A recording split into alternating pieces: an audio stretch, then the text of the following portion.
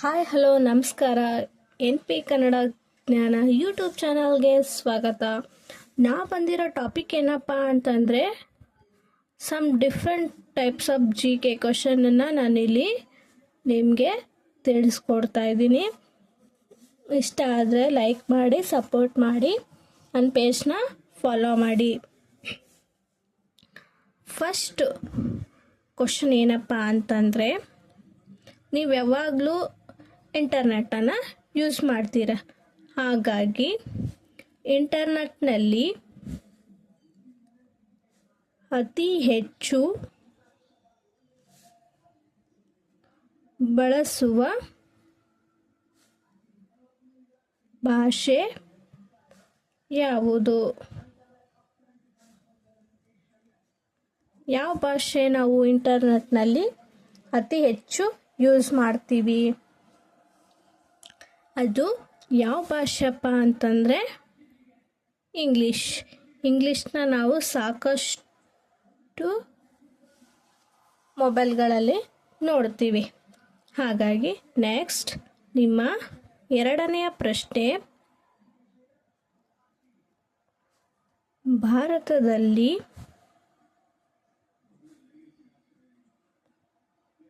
ಅತಿ ದೊಡ್ಡ ಜಲಪಾತ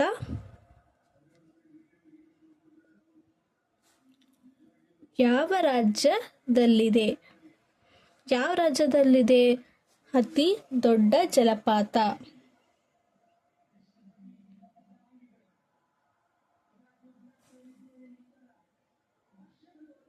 ಅದು ಯಾವುದಪ್ಪ ಅಂದರೆ ಕರ್ನಾಟಕದಲ್ಲಿ ಇದೆ. ನೆಕ್ಸ್ಟ್ ನಿಮ್ಮ ಮೂರನೆಯ ಪ್ರಶ್ನೆ,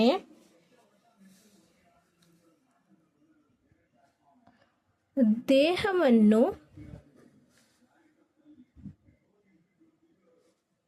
ತಂಪಾಗಿಸುವ ಅನಿಲ ಯಾವುದು? ಯಾವುದು ಅತಿ ಹೆಚ್ಚು ತಂಪಾಗಿಸುವ ಅನಿಲ ಅಂತಂದರೆ ಪುದೀನ. ನೆಕ್ಸ್ಟ್ ನಿಮ್ಮ ನಾಲ್ಕನೆಯ ಪ್ರಶ್ನೆ,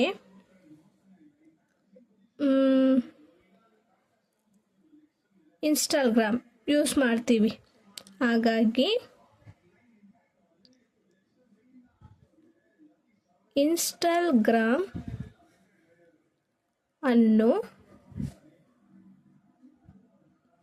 ಯಾವ ದೇಶದಲ್ಲಿ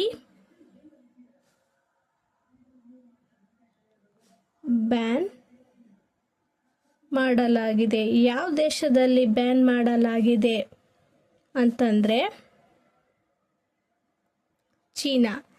ಚೀನಾದಲ್ಲಿ ಬ್ಯಾನ್ ಮಾಡಲಾಗಿದೆ. ನೆಕ್ಸ್ಟ್ ನಿಮ್ಮ ಐದನೆಯ ಪ್ರಶ್ನೆ,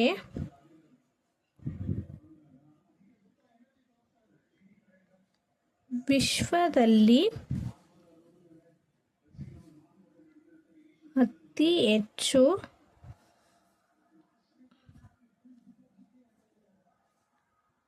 ಮಾಂಸವನ್ನು ಯಾವ ದೇಶದಲ್ಲಿ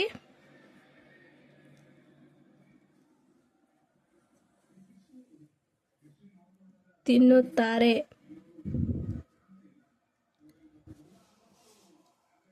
ಯಾವ ದೇಶದಲ್ಲಿ ತಿಂತಾರಪ್ಪ ಅಂತಂದರೆ ಅಮೇರಿಕಾ. ನೆಕ್ಸ್ಟ್ ನಿಮ್ಮ ಆರನೆಯ ಪ್ರಶ್ನೆ,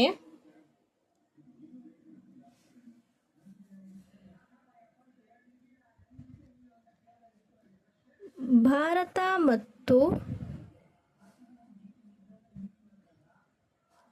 ಅಮೇರಿಕಕ್ಕೆ ಎಷ್ಟು ಸಮಯದ ವ್ಯತ್ಯಾಸವಿದೆ? ಎಷ್ಟು ಸಮಯ ವ್ಯತ್ಯಾಸವಿದೆ ಅಂದರೆ ಮಿನಿಮಮ್ 12 ಗಂಟೆ. ನೆಕ್ಸ್ಟ್ ನಿಮ್ಮ 7ನೆಯ ಪ್ರಶ್ನೆ,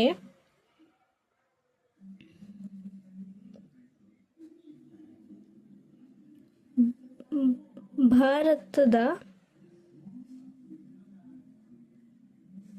ಯಾವ ರಾಜ್ಯದಲ್ಲಿ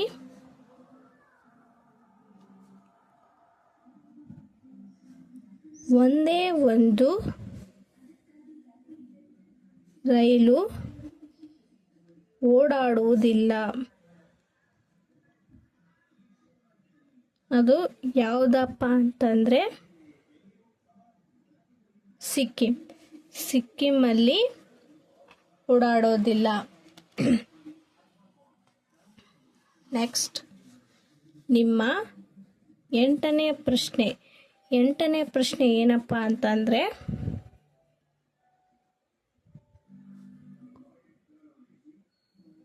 ಹಾವುಗಳು ಸರಿಸುಮಾರು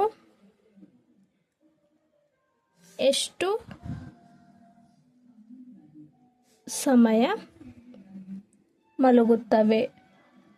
ಇದಕ್ಕೆ ಆನ್ಸರ್ ನೀವೇ ಹೇಳಿ ನೋಡೋಣ ಎಷ್ಟು ಜನ ಸರಿಯಾದ ಉತ್ತರವನ್ನು ನೀವು ತಿಳಿಸ್ತೀರಾ ಅನ್ನೋದು ಗೊತ್ತಾಗುತ್ತೆ.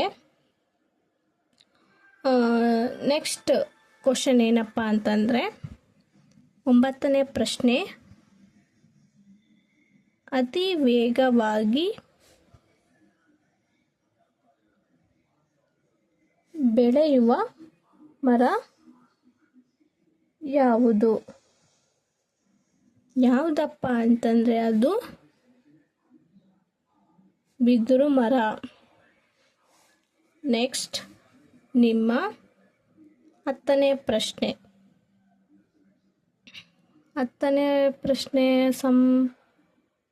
ಬೇರೆ ಥರ ಕೇಳ ನೋಡೋಣ. ಶ್ರೀರಾಮನ